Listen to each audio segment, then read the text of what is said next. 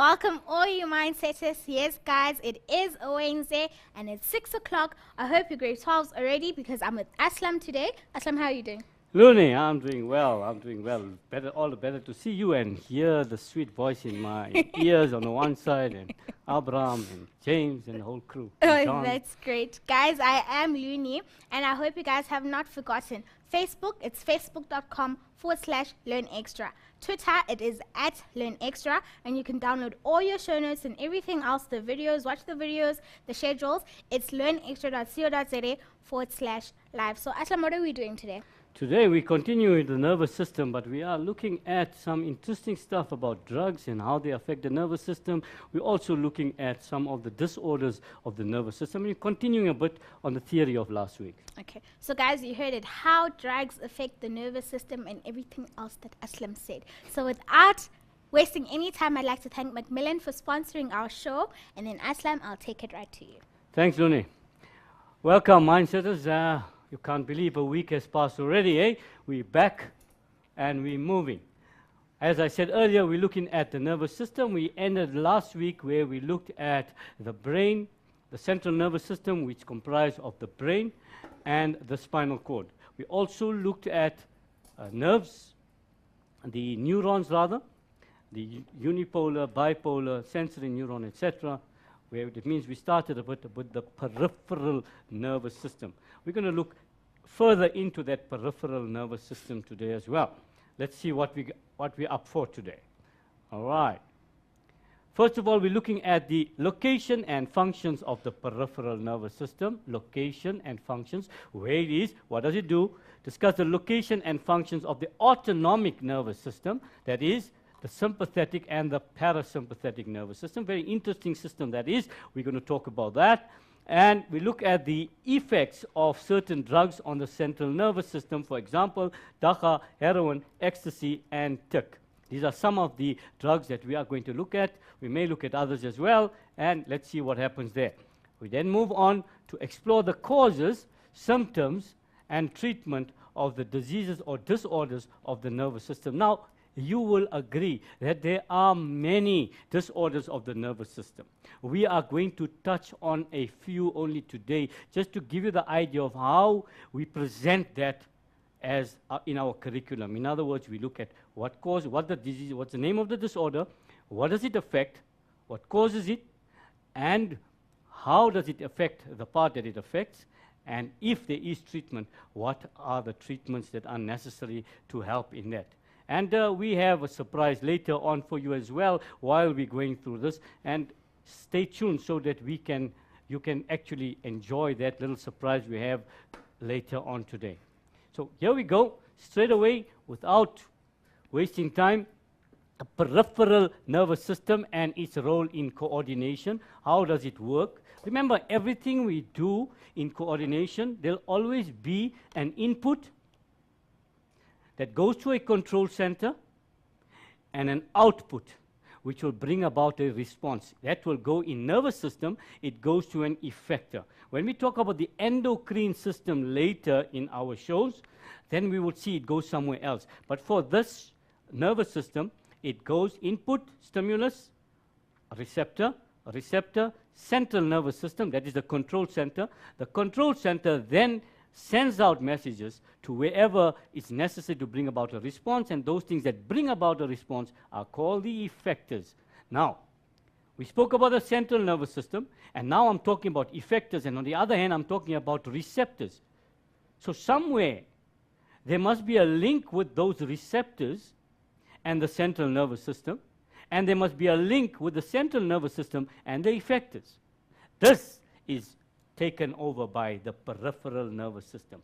So the peripheral nervous system, ladies and gentlemen, boys and girls, speaks about all the nerves in the body that link the central nervous system, the brain and the spinal cord, to the rest of the body. This is what the peripheral nervous system is all about. And you can see made up of multitudes of nerves. And we looked at the nerves made up of neurons, sensory, motor, connector or inter, and we also looked at unipolar, bipolar, and multipolar last week. So as I said, made up of all the nerves that carry messages to and from the central nervous system. So therefore, it connects the rest of the body to the CNS, and it connects the CNS to the rest of the body. The example given here is similar to telephone wires that connect all the houses, etc. in the town. So by means of picking up that phone, we can call anybody in that area, not alone in our town. The way we've gone so global with the telephone wire system now that we can talk to anybody in any part of the world these days with the technology that we have at the moment. So there's a connection between that. So the peripheral nervous system connects all these organs and tissues to the rest of the body. And what type of nerves there are? There are 12 pairs of cranial nerves. Cranial nerves are those nerves that enter or leave the brain. And there are 31 pairs of spinal nerves. And obvious, 31 pairs of spinal nerves will be those that will enter or leave the spinal cord. The central nervous system and peripheral nervous system work together to do what? To bring about rapid changes in the body response to stimuli. Remember, the nervous system is an immediate response. When you hear something, you respond to it. When you see something, you respond to it. When you taste something, you respond to it. When you smell something, you respond to it. When you touch something, you respond to it. It's an immediate effect. Now. It happens now, here, now. Some of us are a little bit delayed in our response, Luni, yes? And then Sometimes. maybe when a guy hoots and then we're still standing in the middle of the road and he'll take us away. But most of us, if that hooter comes, we don't even turn around to check the car. We simply jump out already out of the way, whichever way. Sometimes, you know, you jump the wrong way, you're in problems because you jump right into bigger troubles. But notice that it's a very fast response to a stimulus. Let's go back to the peripheral nervous system now, and just to show you an overview of what it's made up of. The peripheral nervous system, PNS, is made up of the somatic nervous system and the autonomic nervous system. The somatic nervous system is that part of your nervous system that you are in control of. The autonomic nervous system, as it suggests, is that part of your nervous system that you do not have control of. It is made up of, further, the sympathetic and the parasympathetic nervous system.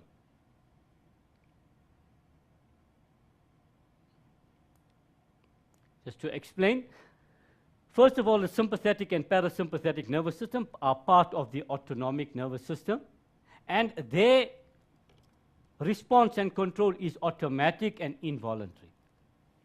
You can't control it. They control all internal organs, glands, smooth muscle, cardiac muscle, etc. Now, let's take an example. We're busy eating food, and we're busy chewing a nice, what can we talk about? A burger. Okay. A nice patty burger with some chips, and we're chewing it, and eventually we swallow one piece of that. Now, Luni, once it's in the esophagus, can you tell this little bolus, as we call it, can you tell the bolus, hello, just hold on. There's too much food in the stomach at the moment. The traffic is heavy. Can you just wait in the esophagus? No, you can't. You can't do that. Why? Because the esophagus is made up of smooth muscle, and smooth muscle is controlled by the autonomic nervous system. So peristalsis, the minute the food enters the esophagus, peristalsis carries on throughout the alimentary canal. And you do not have control of it. That is what the autonomic nervous system is involved with. There's many more. I'm just giving you one example. We'll look at others just now. The two systems act antagonistically opposite to each other. If the one does one thing, the other one does the opposite to that. And let's look at some of the responses. Here's our central nervous system, and we're talking of the autonomic nervous system made up of the parasympathetic and the sympathetic. The first up, we look at the eyes. The sympathetic nervous system dilates the pupil. And for those of us that don't understand the word dilate, dilate means to make wider. Not thicker, wider. Please, please, please. When we come to the section on the eye, and we talk of other things as well, lots of learners use the word thicker. The word thicker is incorrect. Wider is still acceptable, but the correct word is dilates the pupil. When we talk of blood vessels in homeostasis, same story. So it dilates the pupil, and in the parasympathetic nervous system, the opposite to dilate would be constrict, to make narrower. Obviously, if the pupil dilates, and it's not obvious to you, I'm sorry, I must apologize, because you haven't done the section on the eye yet. But if the pupil dilates, and we'll talk about it when we get there, more light enters the eye. And when the pupil constricts, less light enters the eye. We'll talk about that when we get there. Or rather, shall I say, Looney, we will look at that when we get to the eye, yeah? Okay, we go further down, saliva. It inhibits the flow of saliva, and here it stimulates the flow of saliva. Sympathetic nervous system accelerates heartbeat. The parasympathetic slows down the heartbeat. The bronchi of the lungs dilate with the sympathetic nervous system. If you remember your grade 11 work, the bronchi are those tubes found in the lungs. And if they dilate, it means more air with oxygen will flow more easily into the lungs. And the parasympathetic nervous system constricts the bronchi. In terms of the digestive system, the sympathetic nervous system inhibits peristalsis and secretion of the digestive system itself, or the alimentary canal, if you want to call it that. Whereas the parasympathetic stimulates it. Inhibits, stimulates. In terms of the sympathetic nervous system, in the liver, it stimulates the conversion of glycogen to glucose. Now you all been to grade 10, grade 11, and now you're in grade 12. In grade 11, you did a bit of nutrition. In grade 10, you learned about organic compounds. Glucose is a monosaccharide. It's a carbohydrate, monosaccharide, simple sugar. Glycogen is a polysaccharide and insoluble in water. So when we convert glucose to glycogen, we cannot use it. Why? Because it's insoluble in water. We can only use the nutrients if they dissolve in water first.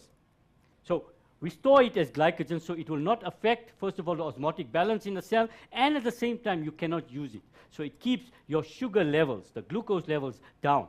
Now, the sympathetic nervous system converts the glycogen into glucose. Or rather, it doesn't do the conversion, but it stimulates the conversion. Whereas the parasympathetic nervous system will stimulate the release of bile, and also it will stimulate the reverse of that. That means glucose to glycogen.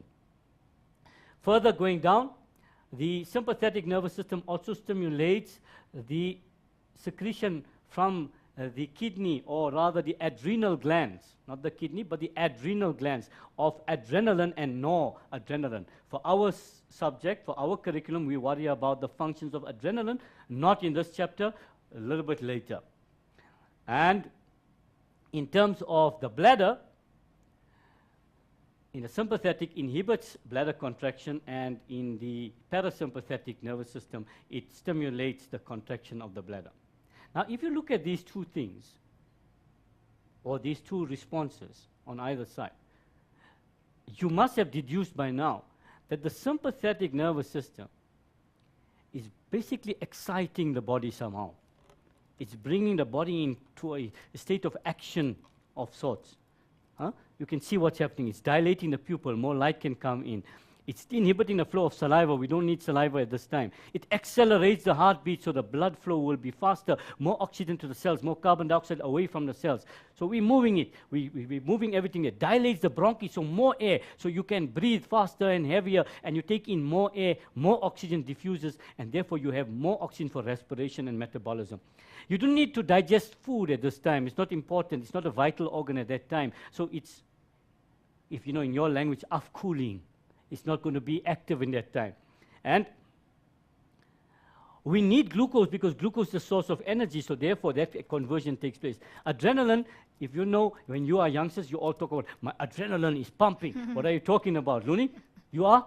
When your adrenaline is pumping, you're excited, yes, yes. Your adrenaline is pumping when you're excited. So when adrenaline kicks in, when we talk about the endocrine system, we talk about the functions of adrenaline. You'll see, you keep this in mind, the functions of the sympathetic system, nervous system, and go through your book right now and compare, not right now, a little bit later this evening, not now, now you watch me, okay? A little bit later, you compare sympathetic nervous system with the functions of adrenaline. And when we get to that section, you tell me about it.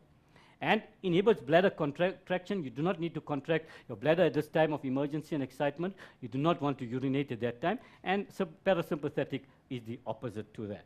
So guys, you notice this in one diagram. Again, to teach you a mind map. In one diagram, you got the whole section on sympathetic and parasympathetic nervous system. And notice, make your studying easier. Don't make your studying harder. If you learn the effects of one, the other one is the opposite. Why must you learn both in terms of memorization? First of all, you should not be memorizing. You should be understanding how this works. But yes, there is a degree of memorizing when you need to know the functions and so on. But learn the one. In your mind, you must know, I know sympathetic. So if they ask sympathetic, good. If they ask parasympathetic, still good, because it's the opposite to what you know. But the problem comes here. When you learn both, now you're in the exam. Right now it's okay. If I ask you parasympathetic, sympathetic, very good, sir. Everything I understand. Eh? But come the exams, there comes stress, the big factor. Stress comes in. And they're asking you sympathetic. Now you know both. And there you say, ish. Which one is sympathetic? Looney? And which one is parasympathetic? And you end up maybe giving the wrong answer. Let's just answer one or two questions quickly. Name the part of the nervous system that connects the organs to the body, to the central nervous system. And there we go again with our story. The peripheral nervous system, the one we just did now.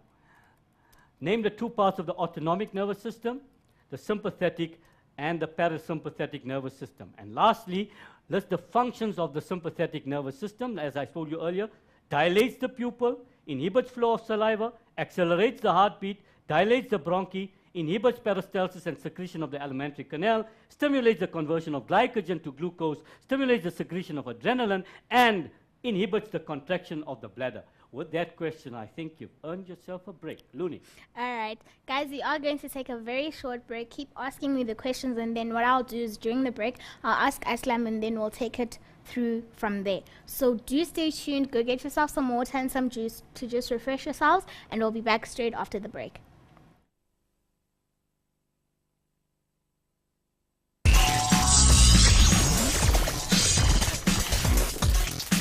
Welcome back, Mindsetters. I hope you guys are ready to start again with the show. Do remember that I do try and post as much as I can with the pictures and the questions and the little descriptions that Aslam goes through. So I will try and keep up with him. But if you don't get everything that we do, like if you don't get it on the Facebook page, remember you can go to learnextra.co.za/live. There you'll find all the notes, everything that Aslam is going through as it is on that page, guys. So don't you sweat it if I don't post all the pictures. Don't panic now and all of a sudden just, Anyways, guys, we are going to take it straight back to Aslam. Thanks, Looney. Yes, guys, all the stuff is on there. Post your questions, post your comments. Let us know what you're thinking. Let us know what's happening in your mind, whatever is bugging you in terms of life science. Not the girlfriend-boyfriend story. We don't want to hear about that today. When the guy does life orientation one day with you, then you can deal with that one. Okay? We're dealing with real issues here. All right. We're now moving over. We've completed the structure and function of the different parts of the nervous system. We're now moving on to how substances can affect the nervous system. And topical at this age and topical in our life at the moment is the fact of, or rather the issue of drugs and the central nervous system. How do these drugs affect the central nervous system? This is what we want to explore now. So first we want to know how the drugs work. First of all, the drugs make their effects known by acting to enhance or interfere. They either enhance, stimulate, or inhibit or interfere with the activity of neurotransmitters. Neurotransmitters. Where did we hear that word before? You forgot already? Come guys, come guys. That was the substance, or that is referred to the substance that transmits impulses from the one axon to the other dendrite across the synapse. So the neurotransmitters are involved in taking messages across the synapse. So we're saying that the drugs enhance, stimulate them, or they interfere or they block them somehow. And receptors, they can also affect certain receptors within the synapses of the brain.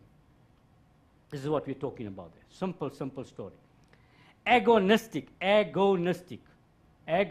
drugs enhance the message carried by the neurotransmitters. So they make it stronger. Inhibitory neurotransmitters become more inhibitory. So if the function of a neurotransmitter was to inhibit something, an agonistic drug will make it more inhibitory. It's going to make it inhibit even more. And excitatory neurotransmitters become more excitatory. More excitatory. Lovely words today. Yeah. Tongue twisters. So in other words, their effect will be more enhanced. That's what we're saying. If their job was to excite something, they're going to be more intense in that exciting. Okay? Antagonistic drugs interfere with the transmitter of neurotransmitter messages. That means they inhibit it somehow. So the natural action of neurotransmitters interfered with, so the effects are lessened or eliminated. They bring it down. Whatever that neurotransmitter was supposed to do, whereas the agonistic was making it more, the antagonistic makes it less. Or it eliminates it. Whatever it was doing, it's going to reverse whatever that particular neurotransmitter was going to do. By the way, you're lucky if you're stressing now and you're sweating, hey, how the hell I'm going to remember all these words? These words are not for the syllabus. This is for your interest. This is for your understanding of what we're going to talk about a bit later. Most of the drugs that get abused these days are agonists of various neurotransmitters. That means they enhance the natural work of the neurotransmitters. What we are interested in, this is what you need to know. First of all, we look at DAHA. What does it do to the central nervous system? It affects those parts of the brain that control emotions, memory, and judgment. If you know somebody who has smoken DAHA, you will know that the person either all of a sudden would start laughing or start crying, doesn't remember what happened just now, and when making judgments, it becomes difficult. Whether that judgment is taking down the stairs or up the stairs or making a judgment, a sound judgment, they're not going to be responsible in that judgment. That's what it's going to affect. They find it difficult to keep track of time. Where did the time go, Looney? It's been so long we've been sitting in the studio. Okay. Impaired or reduced short-term memory. We spoke about that earlier. Impaired means it's affected, or reduced, less. Reduced ability to perform tasks requiring concentration. Person that has smoked DAHA cannot concentrate. And I find it stupefying where a child smokes DAHA before he goes to school. There's a thing telling you, you can't concentrate. You're going to a place where you need to concentrate. You cannot do that. You can't do that. No, no, no. Okay? And coordination such as driving a car. It can lead to paranoia and hallucinations. You start seeing things. And paranoia, you're afraid, hey, something's going to happen to me. Somebody's after me, and things like that. Some other effects besides the nervous system, and this I put deliberately for you youngsters. There's some evidence of enhanced cancer risk. Although there's other research that where cannabis itself is used for cancer patients, but not in a smoked form, in other forms. There's big debates, and if you follow the net, you'll find some of that. We're talking about here now, right? Now look at this one. This one I put for you youngsters. Decrease in testosterone levels for men, also lower sperm counts, and difficulty having children, infertility. Think about that. Increase in testosterone levels for women. Remember, in men and women, there's testosterone and FSH, but more testosterone in men. But there's an increase in them as well. In their case, it's increase. In the men, it's decrease. And increased risk of infertility. So if you want to have children, think again. Diminished, this one I put also for you. Diminished or extinguished sexual pleasure.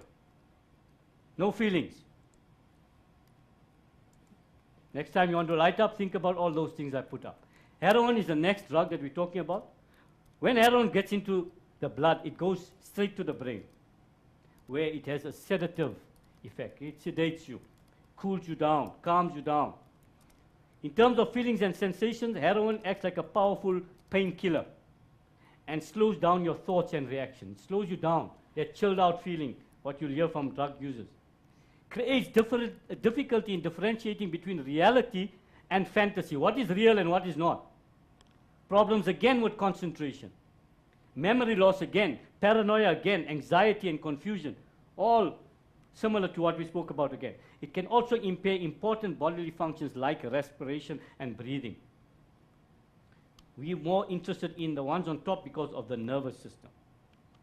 And there you have what the heroin uses. Remember, over and above this, there's also a higher chance of spreading STDs, HIV, etc., because they're sharing needles and so on and so on and so on. Cocaine can lead to brain seizures, okay, which will cause convulsions and the rest of it. Violent, erratic, or paranoid behavior. This paranoia keeps coming back. Hallucinations also. Listen to this one. Hallucinations and coke bugs. A sensation of imaginary insects crawling on the skin. A coke user gets this feeling that there's insects crawling all over his or her skin. Confusion, again, obviously. Anxiety and depression. Loss of interest in food or sex. I put that again just to get you guys thinking about it. Cocaine psychosis, losing touch with reality, loss of interest in friends, family, sports, hobbies, and other activities. These are general effects from there.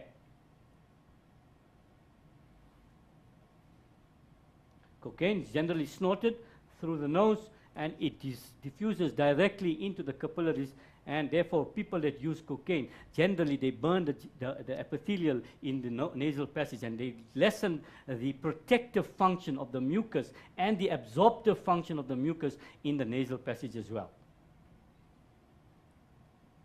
Next one is crystal meth, speed, tuk. They all fall in the same category. Many of them, especially the crystal meth, insomnia, can't sleep, hypothermia, very high temperature, convulsions, cardiovascular problems which can lead to death, irritability, confusion, tremors in the body. That means shakes in the body. Again, look what's coming up here. Anxiety, paranoia, violent behavior. It repeats itself all the time. Can cause irreversible damage to blood vessels in the brain, producing strokes. So that's another serious problem with these drugs here, the crystal meth, etc. that's found. These ones here are more with the tuk, which is more popular in South Africa, where although crystal meth is now gaining momentum here as well. Person breaks out into sweat or cold chills. He or she has memory loss, mood swings, and wild rages. The anger, tension, anxiety comes in. Circulatory and respiration collapse, coma, and death in overdose especially. That's what we're talking about, the crystal meth in that form there. Next up, ecstasy. This is known as the party drug. Those that especially go to the raves, etc., they like to use this particular drug. Comes in many forms, many colors, many tablets, different types. What does it cause? It causes anxiety, paranoia, and confusion. Very similar to all the drugs that we've spoken about before. Depression. You get up, you have a high, and when you come down very hard. You get into a state of depression. You want almost suicidal. Irritability, you can't focus, you cannot concentrate. Dizziness, lightheadedness, or vertigo, lack of balance, and trouble sleeping. Again, the insomnia, we didn't mention it earlier. Trouble sleeping, obviously, it's a drug that's giving you energy all the time, giving you on a high, so you're going to have problems sleeping after that. Those are the different forms in which the tablet is given. Mainly in the raves, to give the guy so-called energy. That brings us to the end of the drug impact on our bodies. Just also to mention, in South Africa, what's growing now, especially in the townships, is the drug that is mixing a whole lot of stuff, including the ARVs, the antiretroviral drugs. And when people are using that, they're causing, they obviously have similar effects as we've spoken about now. The worst there is there's lots of poisons also that they're getting from that, and the side effects of the ARVs, they're going to also feel. The drug we're talking about is Nyaupe. Am I right in the pronunciation? Yes. Nyaupe, yes. So this is becoming popular. Again, very dangerous, guys. Stay away from these things. They are very harmful to your body. No drug that is abused can be good for you. It may give you an immediate sense of pleasure, but the long-term effects are devastating. Leave alone the nervous system and the rest of the body. Family, society, there's huge risk involved when one delves in this bad pastime. So stay away from drugs. And with that, we'll go for a break. Guys, you are going to take a short break. Remember, Aslam said, don't take drugs, guys. They have such a bad effect on your body, your brain, and everything else. So remember those wise words. We are going to take a very short break, so stay tuned.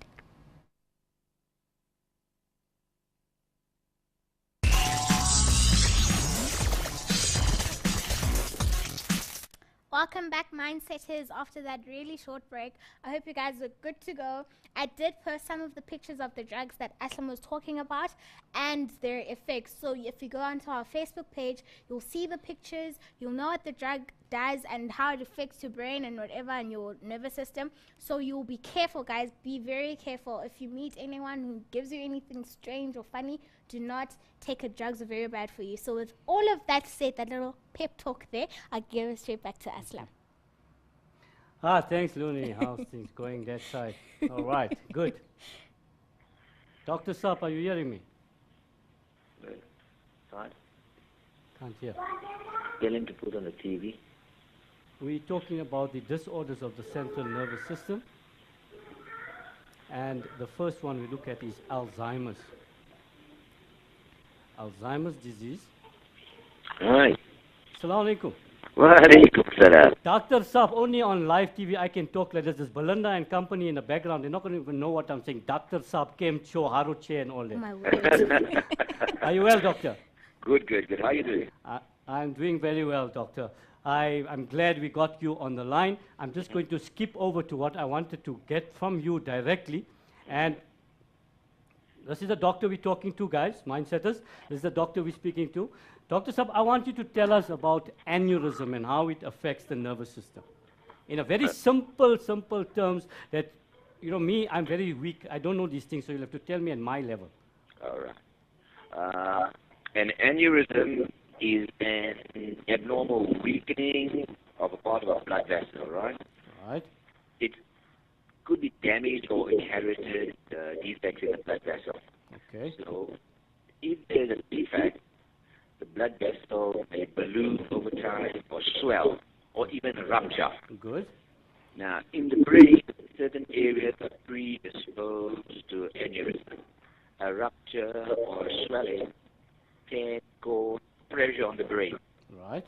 Depending on the area where the pressure is, may manifest in certain physical signs like a stroke, like blurred vision, headache, loss of memory, loss of consciousness, etc. All right. Dr. Saab, this line is a bit bad, so we're going to try and call you on your cell a little while from now, right? Okay. Thank you so much. All right. Doc. Okay, guys, you probably heard a little bit of that on aneurysm, which we're going to discuss as we go along. But while we're waiting to get back to the good doctor, by the way, that was my doctor, Belinda and Company. That's my personal doctor. Are we getting back?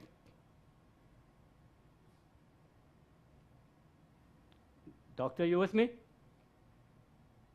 Okay. Right, Alzheimer's disease, guys, we'll carry on. Nervous tissue in the brain wastes away. Wastes away means it gets shrunken, it gets, I'll show you in the picture now to give you more an idea. Usually occurs in older people, but can also affect people in the 40s and 50s. Look at this diagram, beautiful diagram showing you what we mean when we say wasting away. Look at the size of the normal cerebrum here. And look at the size here in Alzheimer patient. The areas that are involved in memory, for example, look at it there. The area involved with language, compare that. Look at the ventricle is getting wider.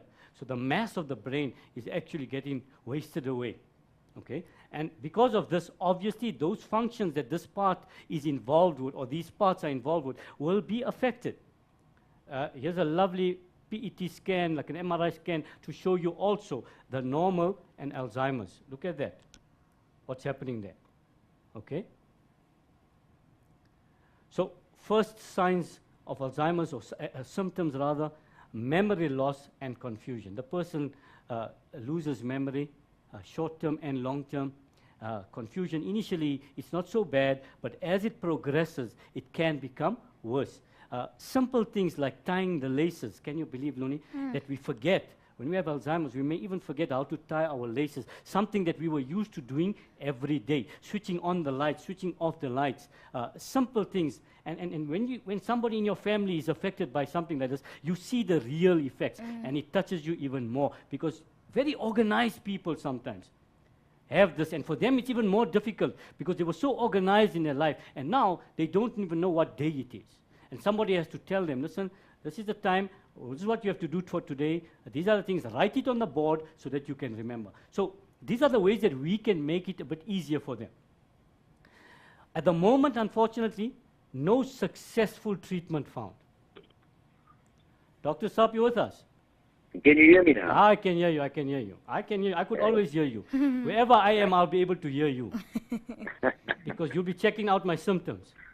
All right. Okay, so we were talking about an aneurysm. You want to run us through that again? All right. An aneurysm occurs when part of a blood vessel is damaged. Right. Or there is an inherent weakness in the wall of the blood vessel. Okay. Now, this inherent weakness may be small or large, and because of the weakness, it is predisposed to swelling or rupture. Good. Now, as you mentioned previously, what the effects on the nervous system. Yeah. Swelling in the brain of the blood vessel, or a rupture of the blood vessel, may precipitate a stroke-like picture. Right. Okay. All right. Stroke-like feature. Right. So we may have, in a small rupture, we may have loss of vision, fainting, headache, etc. Right? Okay. But in a large rupture, you have unconsciousness, or even a massive stroke. Okay. And tell me, Doc, in terms of stats, what's the survival rate here now? What we're talking about, more or less? I do not need the national stats, but more or less from your experience. Again, it's very difficult to estimate, because depending on the time when the symptoms appear, right, to the time you get medical attention. So getting medical treatment early is crucial. Yeah. Then your survival rate is very high, above 50%.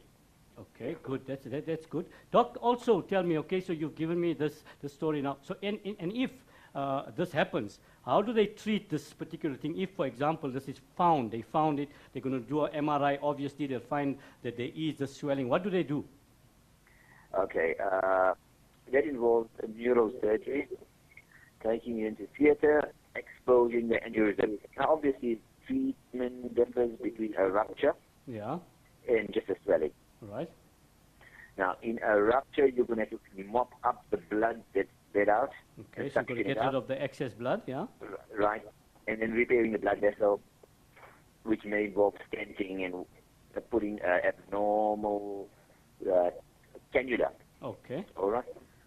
Now, in swelling, it would be to contain the aneurysm, and would be bypassing it. So that area would become obsolete. So in other words, just like a heart bypass operation, similar to that? Very similar, yeah. Okay. And obviously after that, then the patient is kept in ICU for a while, and then high care, and obviously can go back home. And generally, if they are treated properly and there were no further damage, they should be living a normal life after that? Perfect. A normal life, and if all of that is followed, it's totally uneventful, and it's the recovery. Thank you so much, Dr. Saab. I really appreciate your valuable time that you have given us here, Great, and your expert opinion on these things always matters for us, so that, you know, we just the life science teacher, you the doctor, so you can help us. Thank you very much for your time, and I'll meet you when I meet you. Pleasure, sir. Thank you, Dr. Saab. Right. All the best. Assalamu alaikum. Cheers. Assalam. Good, guys. Mindsetters, I'm hoping you enjoyed that little conversation we had with the doctor, bringing the doctor right into the studio, guys. My doctor, my own doctor, yes, my own, the one I own, this one here, yeah. We brought him right into the studio today to give us some expert, not advice, rather, expert knowledge on the topic that we are talking about. We were busy with our story on Alzheimer's, which we've completed. So we said that there's no successful treatment yet, so there's nothing to cure it yet. There is medication. They are all in the trial stages at the moment. So it's trial and error, trial and error. There are other issues where people are predisposed to Alzheimer's. Then there's other nutrition and memory exercises and keeping fit, which is advised by medical practitioners as well. Keep fit, keep the mind active as far as possible. If you know that you have Alzheimer's in the family and you are predisposed. There's no guarantee that you're going to get it, by the way, but rather be safe than sorry. And with the person that has Alzheimer's, remember certain things that's you know, very basic for you and I, Looney, may be very difficult for that person, and we start getting irritated. But I just told you that now. Be careful, guys. That because that person is suffering this memory loss, they wouldn't be able to remember what you told him just now 5 minutes ago. So be patient with the patient. Okay? That's some of the advice that I can give you there. The next up is Parkinson's disease, causes, genetics, environmental chemicals, thyroid disorders, and repeated head injuries. So if one of those things can cause you to have Parkinson's. Some of the famous guys, Michael J. Fox, you know, Back to the Future. You know that movie, Looney? No, but I know Michael J. Fox. You don't know that movie, Looney? No. You're not from our time, huh? No. You're from the future. Okay, Michael J. Fox was very famous, became rocketed to stardom basically with Back to the Future. That was his main movie, and other things, sitcoms that he also acts in. And Muhammad Ali, our very own Muhammad Ali, Cassius Clay, Muhammad Ali, the world heavyweight champion, 3-time world heavyweight boxer. What did he do? He allowed his hands on the side when he boxed. You see, today the guys have guards and everything. Muhammad Ali would do this, and he would look at his opponent in the eye and let him hit him. Hit him in the head, repeatedly. And there we have it, repeated head injury. So by exposing himself to this knocking on the head all the time, he is now a Parkinson's sufferer. What are the symptoms? A resting tremor on one side of the body. Okay? Generalized slowness of movement. The word for it is bradykinesia. We are interested in that. You just have to write that there. Okay? Stiffness of the limbs. They're not so flexible anymore. Gait or balance problems. Means the way you stand. Postural dysfunction. Muhammad Ali, famous slurring of the speech is already observed. And some shaking tremors we spoke about already. Tremors on one side of the body generally. Michael J. Fox, you can see that already in some of the excerpts that they show of him. So these are things that can happen. The treatment for this, there is medication for Parkinson's. It doesn't cure it, but it treats the symptoms. And they can also use what they call deep brain stimulation with electrodes. So a little bit of electrotherapy that they give you. A little bit of shock therapy in other words. So that is the story there. And now let's go to what the good doctor was telling us about, and that is the aneurysm. Let's see if what he told us we had already. An aneurysm occurs when part of a blood vessel, either the blood vessel is damaged or there is a weakness in the wall. So he told us this, and there's a bit of a swelling there. This is what he told us. He also told us as it balloons up, there's a bit of a balloon there at a weak point. He spoke about the weak point there. The swelling can be quite small or very large.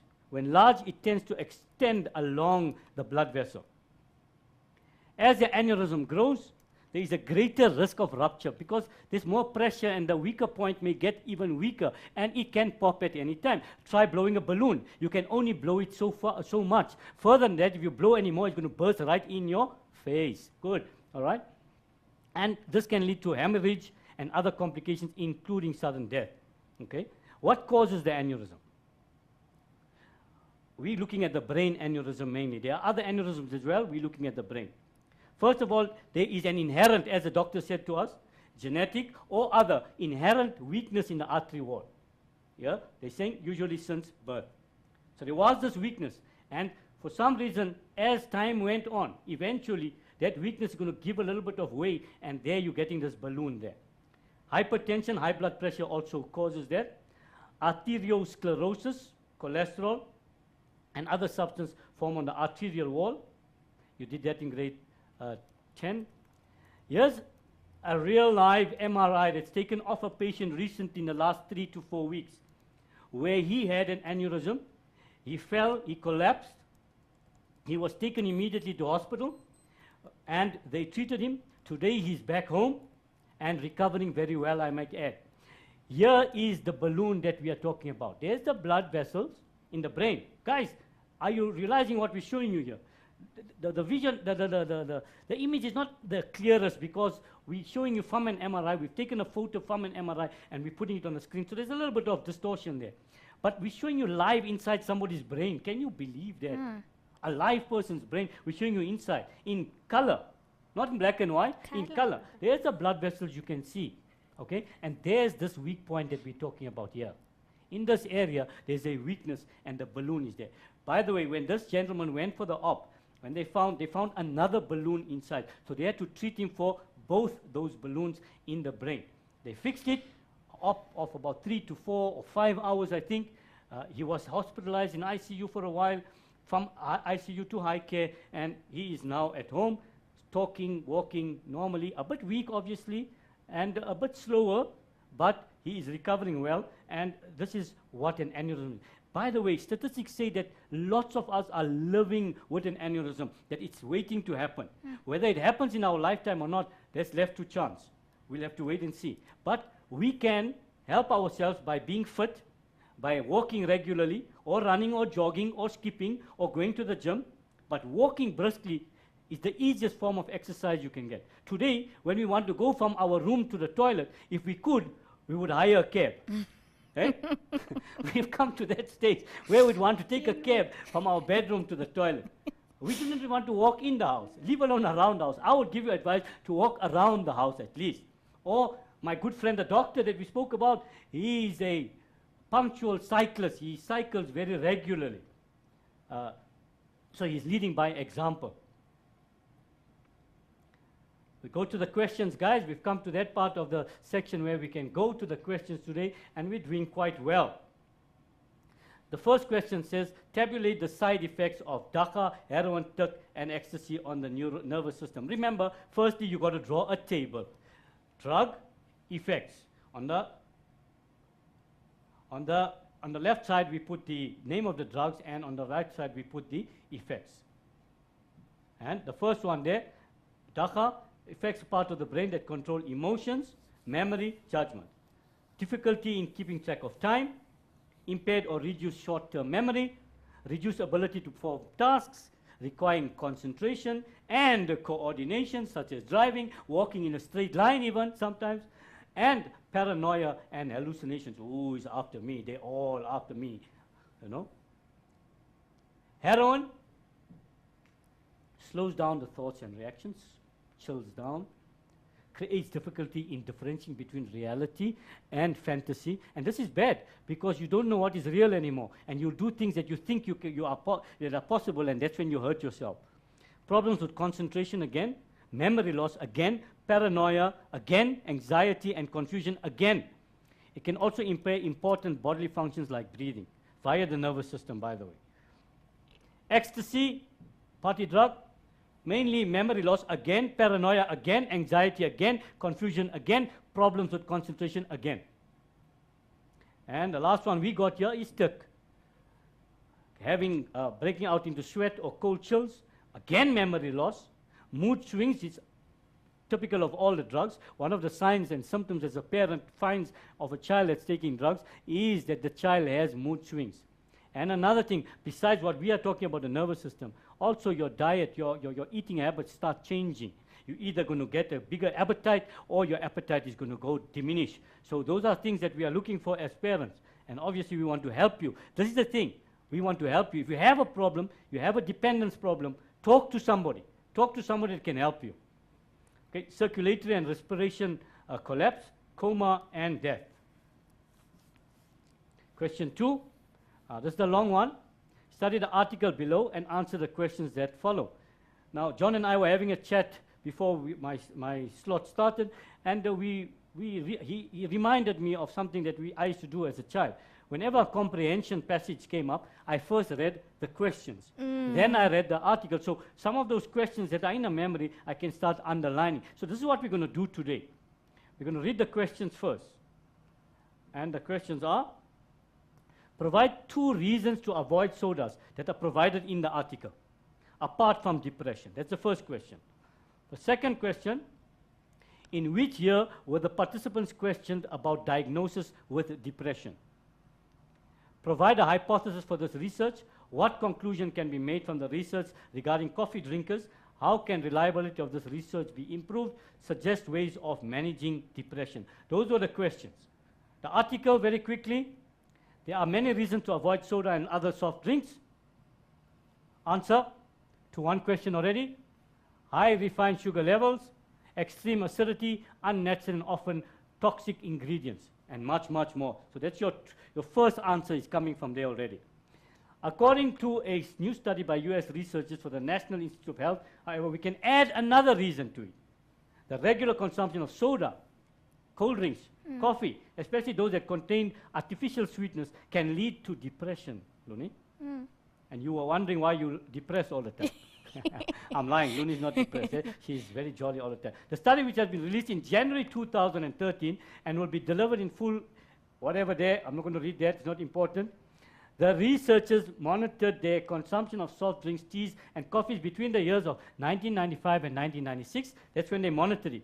And then 1 decade later, asked them if their doctors had diagnosed them. That's the next question. Okay, we'll come to that just now.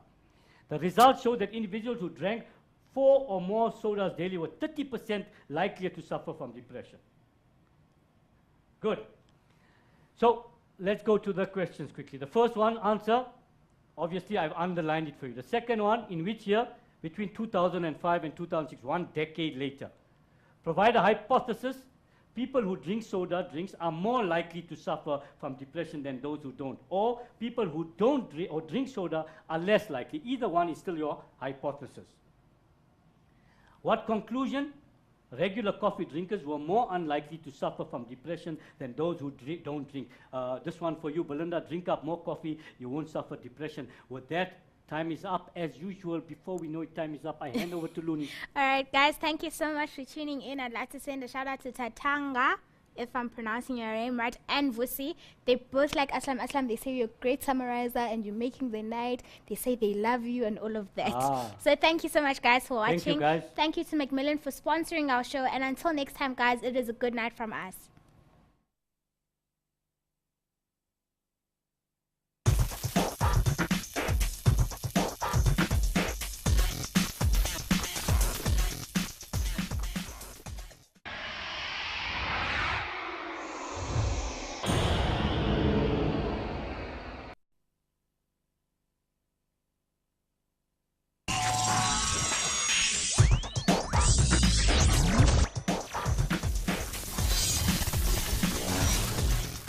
Welcome all you mindsetters. Yes, guys, it is a Wednesday and it's 6 o'clock. I hope you're grade 12s already because I'm with Aslam today. Aslam, how are you doing? Luni, I'm doing well. I'm doing well. Better, all the better to see you and hear the sweet voice in my ears on the one side, and Abraham and James and the whole crew. Oh, that's great. Guys, I am Luni, and I hope you guys have not forgotten. Facebook, it's facebook.com/learnextra. Twitter, it is @learnextra, and you can download all your show notes and everything else, the videos, watch the videos, the schedules. It's learnextra.co.za/live. So, Aslam, what are we doing today? Today we continue with the nervous system, but we are looking at some interesting stuff about drugs and how they affect the nervous system. We're also looking at some of the disorders of the nervous system. We're continuing a bit on the theory of last week. Okay, so guys, you heard it, how drugs affect the nervous system and everything else that Aslam said. So without wasting any time, I'd like to thank Macmillan for sponsoring our show, and then Aslam, I'll take it right to you. Thanks, Luni. Welcome, mindsetters. You can't believe a week has passed already, eh? We're back and we move out town. The way we've gone so global with the telephone wire system now that we can talk to anybody in any part of the world these days with the technology that we have at the moment. So there's a connection between that. So the peripheral nervous system connects all these organs and tissues to the rest of the body. And what type of nerves there are? There are 12 pairs of cranial nerves. Cranial nerves are those nerves that enter or leave the brain. And there are 31 pairs of spinal nerves. And obvious, 31 pairs of spinal nerves will be those that will enter or leave the spinal cord. The central nervous system and peripheral nervous system work together to do what? To bring about rapid changes in the body response to stimuli. Remember, the nervous system is an immediate response. When you hear something, you respond to it. When you see something, you respond to it. When you taste something, you respond to it. When you smell something, you respond to it. When you touch something, you respond to it. It's an immediate effect. Now. It happens now, here, now. Some of us are a little bit delayed in our response, Luni, yes? And then Sometimes. maybe when a guy woots and then we're still standing in the middle of the road and he'll take us away. But most of us are moving. As I said earlier, we're looking at the nervous system. We ended last week where we looked at the brain, the central nervous system, which comprised of the brain and the spinal cord. We also looked at nerves, the neurons rather, the unipolar, bipolar, sensory neuron, etc., where it means we started a bit with the peripheral nervous system. We're going to look further into that peripheral nervous system today as well. Let's see what we're up for today. All right. First of all, we're looking at the location and functions of the peripheral nervous system. Location and functions. Where it is, what does it do? Discuss the location and functions of the autonomic nervous system. That is, the sympathetic and the parasympathetic nervous system. Very interesting system that is. We're going to talk about that. And we look at the effects of certain drugs on the central nervous system. For example, dagga, heroin, ecstasy, and tic. These are some of the drugs that we are going to look at. We may look at others as well, and let's see what happens there. We then move on to explore the causes, symptoms, and treatment of the diseases or disorders of the nervous system. Now, you will agree that there are many disorders of the nervous system. We are going to touch on a few only today. Now, we spoke about the central nervous system, and now I'm talking about effectors, and on the other hand, I'm talking about receptors. So somewhere, there must be a link with those receptors and the central nervous system, and there must be a link with the central nervous system and the effectors. This is taken over by the peripheral nervous system. So the peripheral nervous system, ladies and gentlemen, boys and girls, speaks about all the nerves in the body that link the central nervous system, the brain and the spinal cord, to the rest of the body. This is what the peripheral nervous system is all about. And you can see made up of multitudes of nerves. And we looked at the nerves made up of neurons, sensory, motor, connector or inter, and we also looked at unipolar, bipolar, and multipolar last week.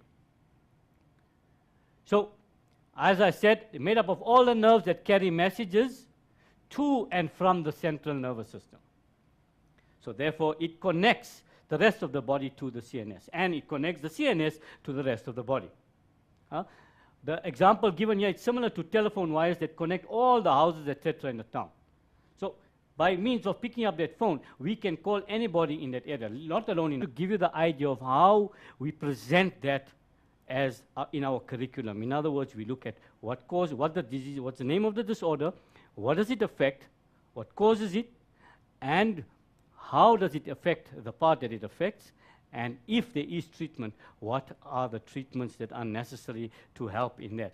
And we have a surprise later on for you as well while we're going through this. And stay tuned so that you can actually enjoy that little surprise we have later on today. So here we go, straight away, without wasting time.